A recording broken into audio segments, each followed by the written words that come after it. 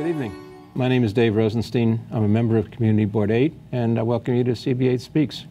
Community Board 8 covers the Upper East Side and Roosevelt Island. It's a city agency that whose members are public officials appointed by the borough president. We serve without pay for 2-year terms. Each community board has 50 members, as set by the city charter. This year, our board has 11 new members, an unusually high turnover. Tonight, we will visit with 3 of those new members. Daniel Dornbaum, welcome. Thank you.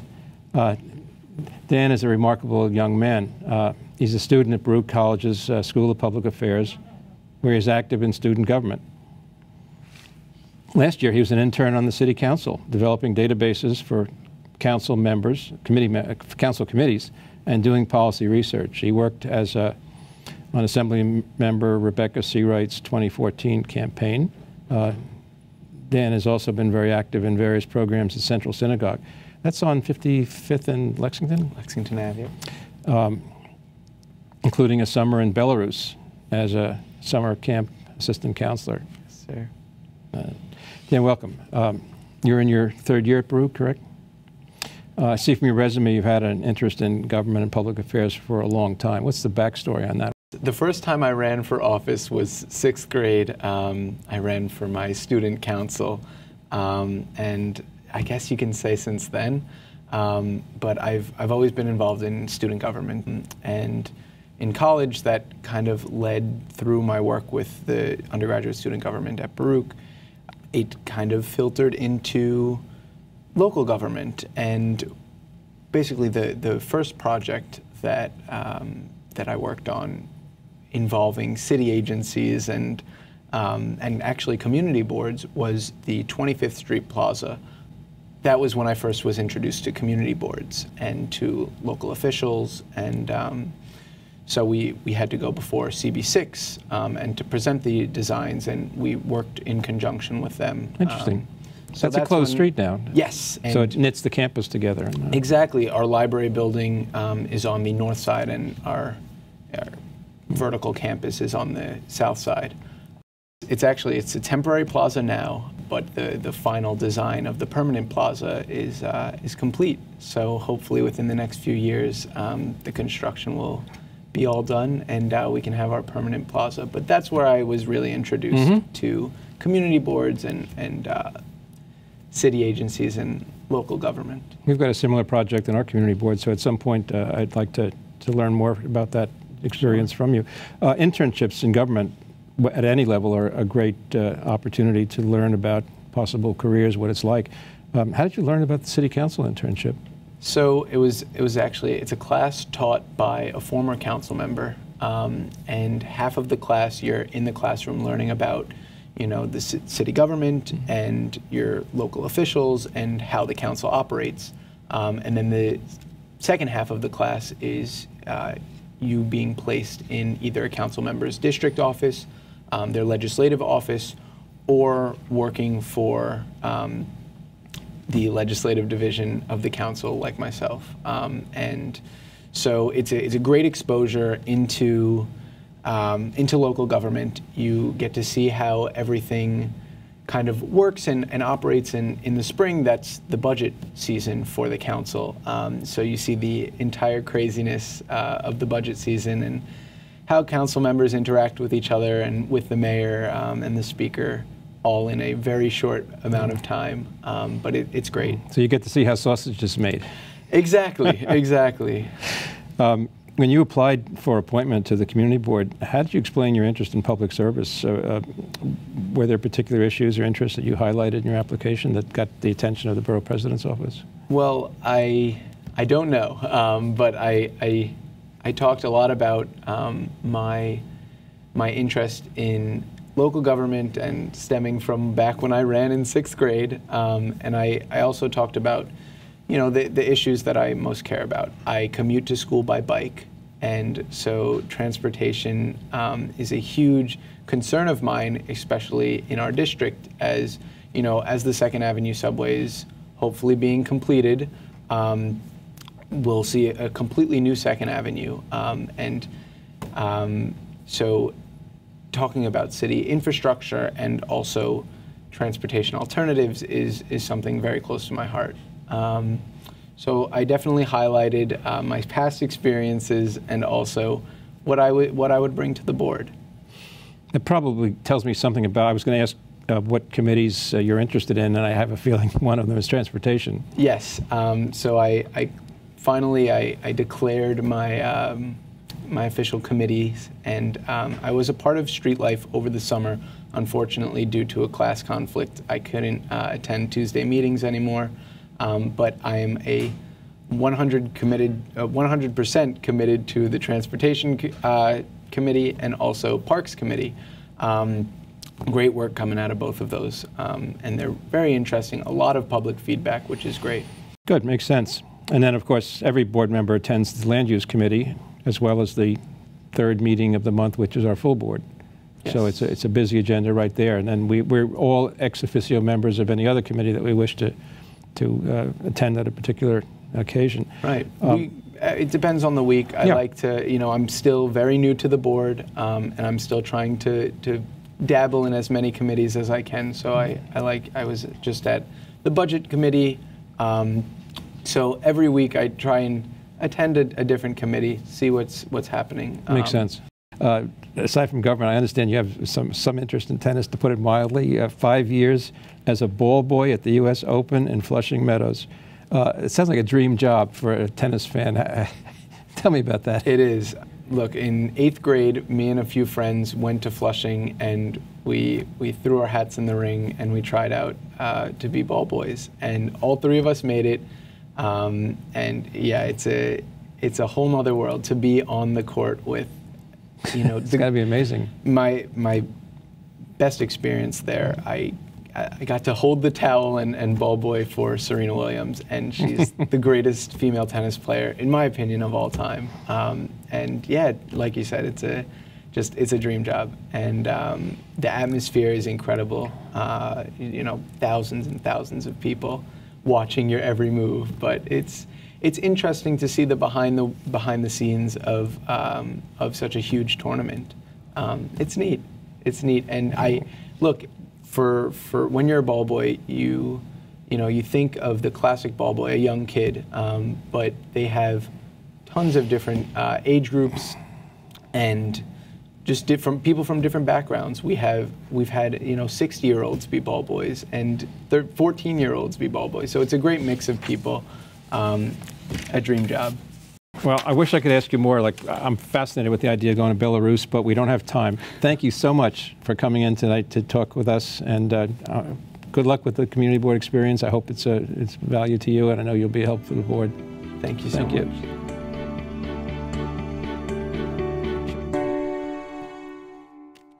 Our next new board member interview is with Alida Camp. Alida, thank you for joining us. My pleasure. Ms. Camp is a mediator and an arbitrator. She specializes in entertainment, art, construction, commercial, employment, and securities cases. She's also a mediator for the U.S. District Court for the Eastern District of New York, the New York Supreme Court, and numerous other organizations. She holds a law degree with honors from Columbia University and is a member of the bar of both New York and California. She has organized and presented programs on mediation and arbitration at bar associations, law firms, continuing legal education seminars, and at too many other organizations to name here, as well as at Columbia University Law School and New York Law School. Prior to her work in dispute resolution, Ms. Camp produced 7 feature films for the legendary filmmaker Roger Corman. She was his vice president of business and legal affairs. She was named an entertainment industry power mediator by the Hollywood Reporter. Very cool. Alida, welcome. Thank you. And I apologize for summarizing such an extensive resume in a few paragraphs. Maybe you could give viewers a brief explanation of the difference between mediation and arbitration. Arbitration is where I act like a judge and make a decision about who's right and who's wrong, who's the winner and the loser. In mediation, the mediator, me, sits down with the parties and helps them come to their own resolution. They decide what they could live with, and they decide what they can't, and they make their own agreement. So one has a winner and a loser, the other one has 2 sort of winners and... Theoretically a win-win situation. People have hugged me and kissed me and cried at the ends of mediations because they're so happy that they've come to a resolution. Mm-hmm. One of the key roles community boards have as a bridge between residents and businesses in the district and higher levels of city and state government. That sounds a lot like mediation in one sense. In your short time on the board, do you see parallels between your work in dispute resolution and what we do as a board? It seems that there's rarely one side that's absolutely 100% correct, and coming to some kind of meeting of the mind, some kind of situation where both sides have their interests fulfilled to a degree is critical to the running of a city. And so I do think that mediation can come in very handy. It helps people and entities, organizations realize what their interests are, and it helps to achieve them. How did you decide you wanted to serve on the community board? I think Gail Brewer had sent out an email inviting applications for community board positions. I am passionate about this city. I grew up in the Bronx. I lived in Michigan and Los Angeles for a time and came back to New York after years of nagging my husband. And there are things about New York and its changes that concern me. And I want to see New York preserved as a vibrant, intelligent, demanding, diverse city that it is. I'm curious, if you can discuss past cases, or to the extent that you can, what was the most challenging one you worked on?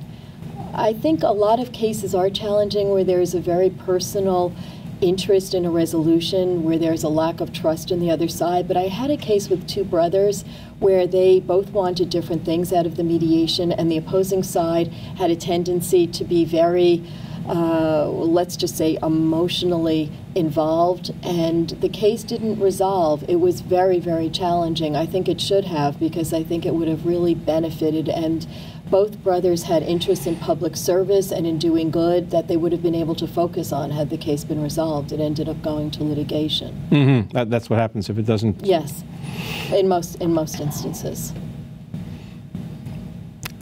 Was there one that was really the most interesting case? I think they're all interesting. I've learned a lot about different kinds of businesses. I like to talk to people. I've learned a lot about different people and their lives and in helping them achieve what's important to them. So I find it an extremely gratifying field of work. And when people do hug and kiss me and cry, and I see their emotional interest in having a resolution, it's extremely rewarding. On the other hand, when cases don't resolve, I go home kicking myself, wondering what I could have done better.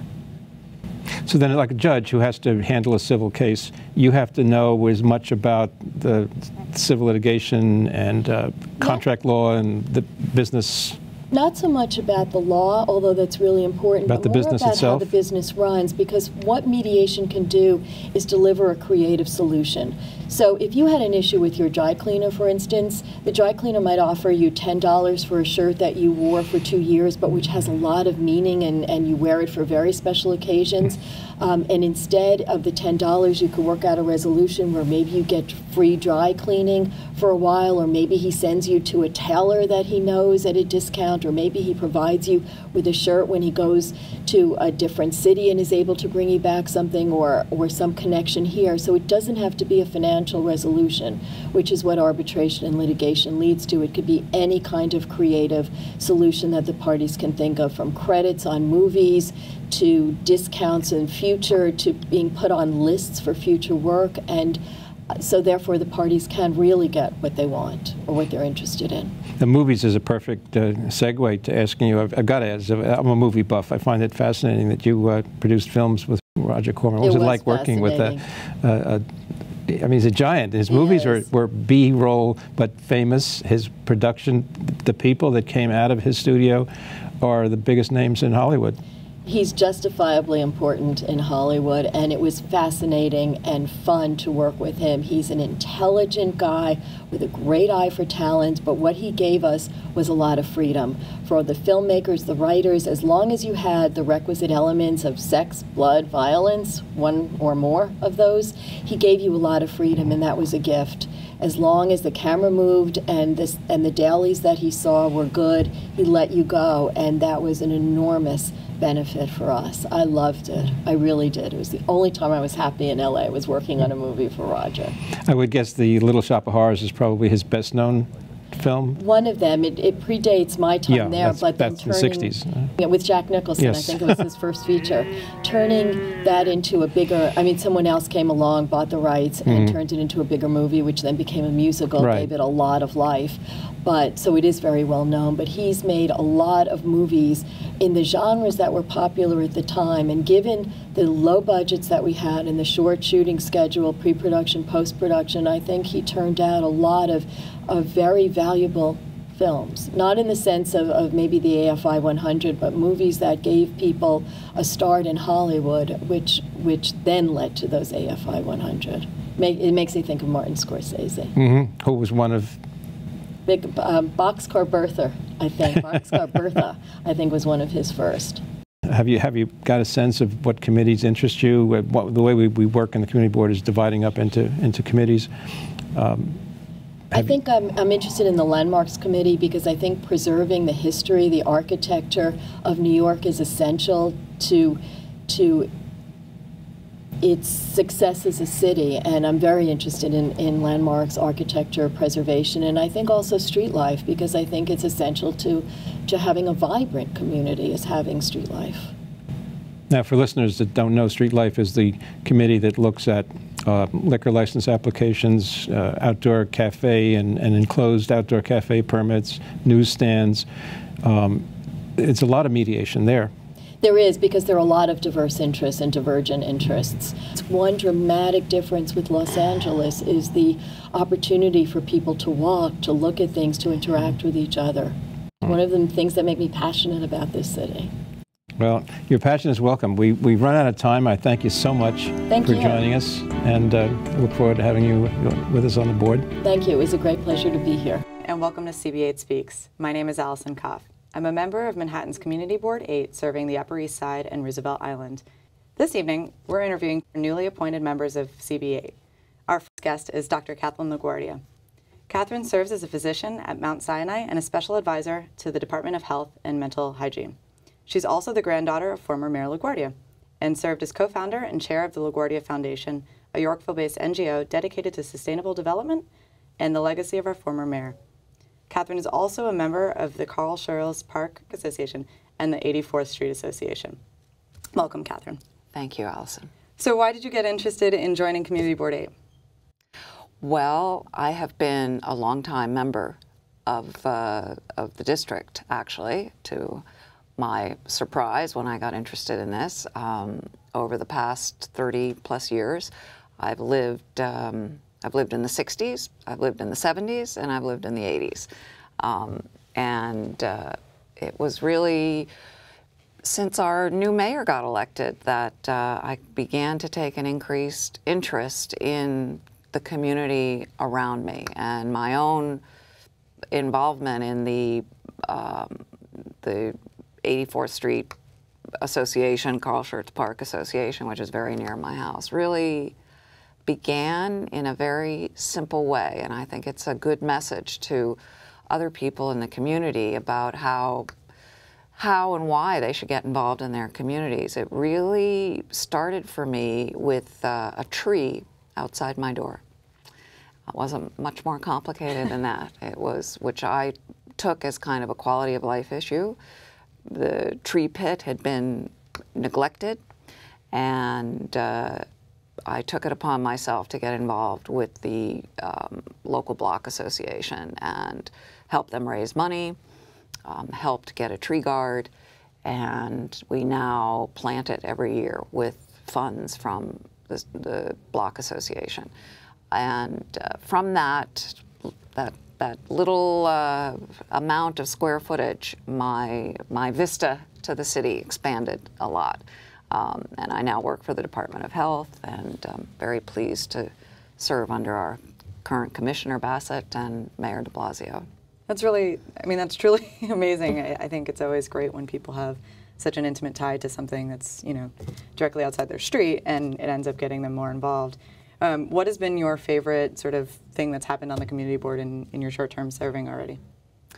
Well, it has been a short term for sure. I had never been to a community board meeting before I started getting involved, so I really didn't know what the issues were that I'd be confronting. But I must say, one of the things that has struck me is there's really nothing too small that can come to the community board. It's much like me and the tree outside my building, that local residents come before the community board with their concerns about how city policy is going to change their own quality of life. And I think these are often important health and safety issues, but there's also a little bit of NIMBY that goes on.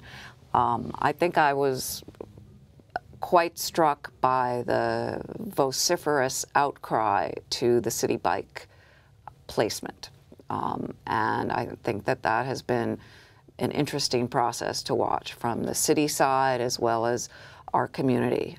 We know that the bikes are coming, and I think by and large the community supports that, but people are concerned about where these docking stations will be placed and the safety issues that come along with that. And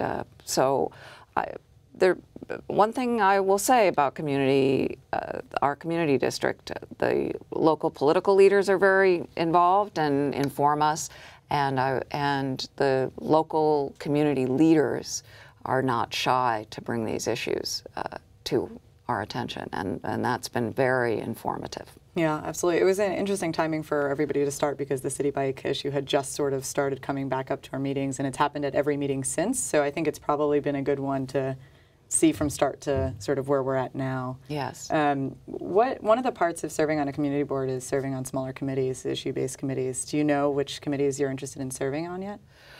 Well, I'm looking at all of them. The Manhattan Borough President's Office sponsored a leadership series for community board members, and I just completed that. I went to probably almost all of them. How was it? Which ones did you do? I thought the land use ones were the most interesting, of just learning about zoning in the city. And I also, the city planning one was fantastic. The resources that are available to the average citizen online are truly remarkable. You can put in your own address and learn a huge amount about the building that you live in. And that was very informative and will probably inform me going forward regarding committees. I would say that the issues in our particular community district, for me, focus largely, that I'm interested in, are largely in the environmental and sanitation. I think probably the biggest issue that we're facing in the community board is the 91st Street transfer station. And I certainly want to be an active voice in seeking a solution that satisfies the members of the community and makes appropriate use of that space. So I'll probably seek to do that. And I think air quality is also a concern in that the Upper East Side, for all of its concentrated wealth, still has some of the worst, the poorest air quality in the city. Absolutely. It's interesting, the Marine Race Transfer Station, so it's in my backyard as well. I live on 90th and 1st, and it seems that, you know, the community board's been outspoken about this, opposing the Marine Waste Transfer Station for years now. And it just seems to continue moving on. Do you see the community board taking a larger action through the Environmental and Sanitation Committee, or? I certainly hope so. I thus far, I've seen that the community board can have an impact in influencing the way the city ends up making decisions. And I think this alternative plan, which the controller has now embraced, of the move the ramp, I think could possibly, and I suspect, although I don't know, that had some origin within the community board.